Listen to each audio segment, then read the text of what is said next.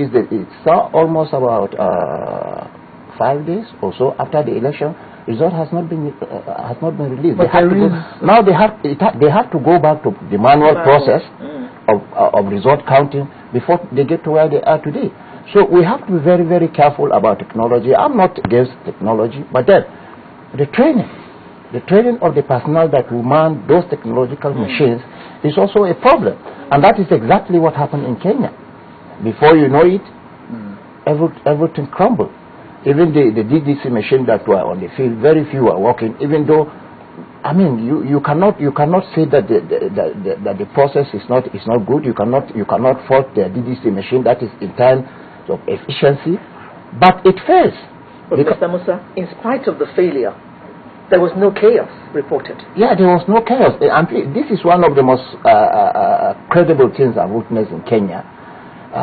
The electoral officials, the politicians, even the voters themselves, I mean, they have really discharged and acquitted themselves. In terms of behavior, in terms of control, in terms of everything. But again, what I'm trying to say is that, you see, you can import technology all the time, but is it going to work? Okay. Are the people, excuse me, are the people that will handle the technology, are they really trained or ready for it? Okay. Okay. Now, Mr. Igini, what were the main differences that you noticed between those elections and the one that we recently had in 2011? All right.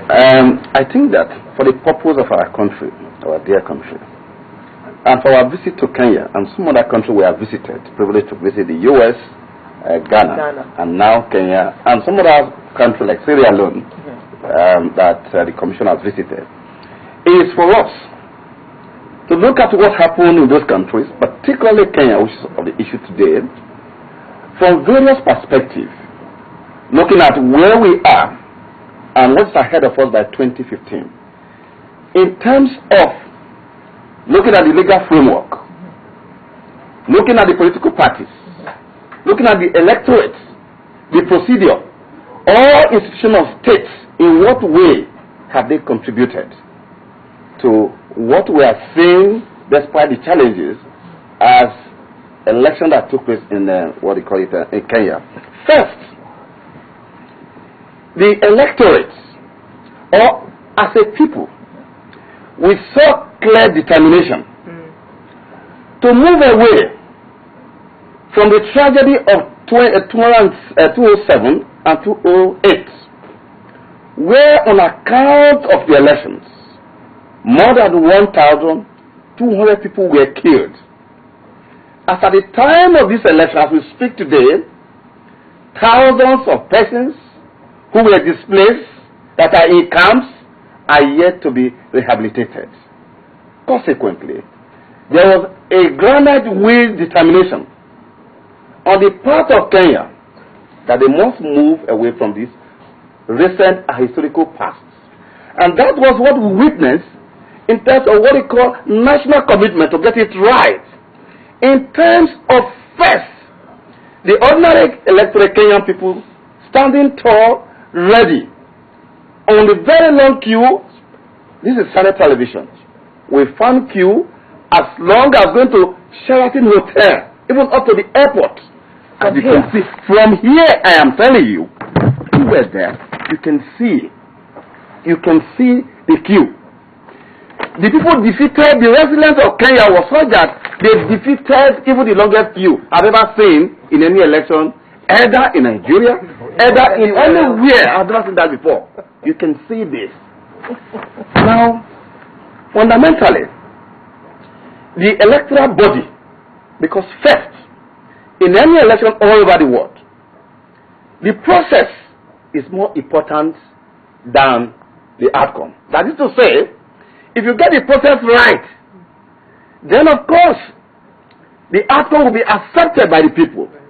And so, the Electoral Commission has indeed engendered sufficient confidence of the electorate in Kenya, arising from the referendum that was conducted when they used electronic process, as well as by-elections that were subsequently conducted up to September 2012.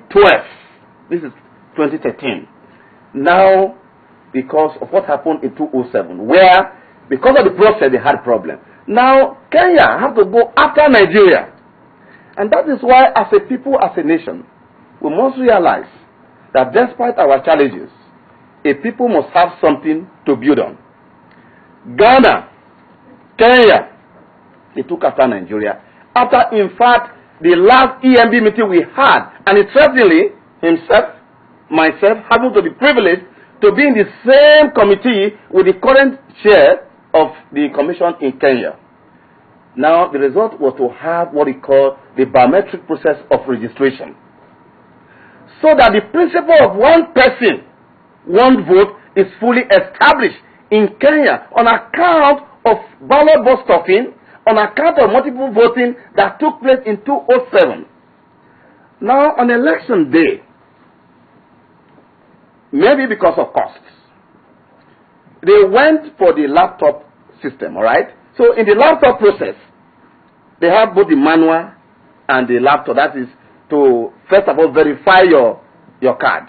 And so they had problem with that, in line with what my colleague has said. That the manual was ready to do that.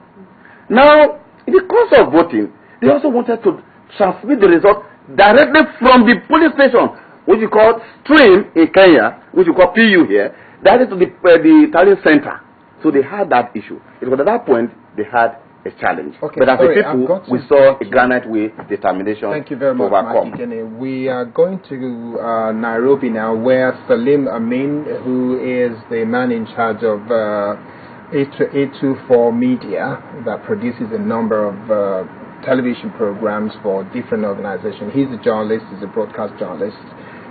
Let's speak with Salim. Salim, good morning. How are you? Good morning, Kadi. I'm fine. Great to have you on Channels Television live here in Nigeria and around the world. First, let's ask, what is the situation in Nairobi now? Has the results been announced?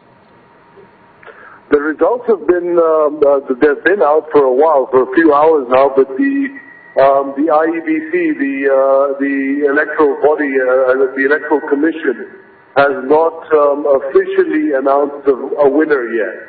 Although from the numbers that have been released, it looks like Uhuru Kenyatta is the next president of Kenya. Okay, so the expectation is that Uhuru Kenyatta has won. But what do you expect will happen? Because some people have started making conjectures and adding two and two together in terms of the body language of Raila Odinga, that he will probably go to court if he loses. I think that's a very good chance because there have been a number of irregularities on the counting. There was an electronic counting that began the process on Monday, and then that failed on Wednesday, and they started manually counting. So there's been a number of different things that have gone wrong.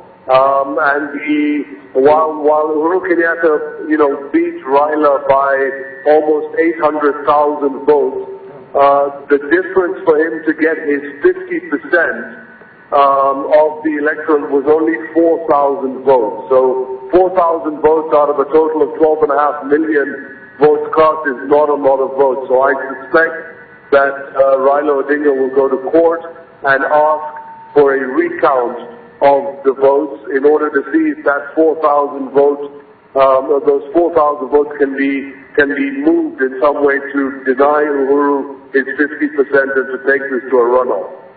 Speaking with some friends who are in Nairobi this morning, I understand some people are already out on the street celebrating. What are the chances that this might turn out to be fairly dangerous for Kenyans if the result is announced and the body language of one of the candidates is that we're not accepting this? Is there any chance of this breaking into any kind of violence? Well, we've seen it happen before, Kari, as you recall from 2008. We've seen it happen, and I'm not discounting it. So far, everything is quite peaceful. People have been celebrating. Some people have been protesting, but peacefully protesting. There hasn't been any incidences of violence to date. But, if they announce all of a sudden that it is a runoff and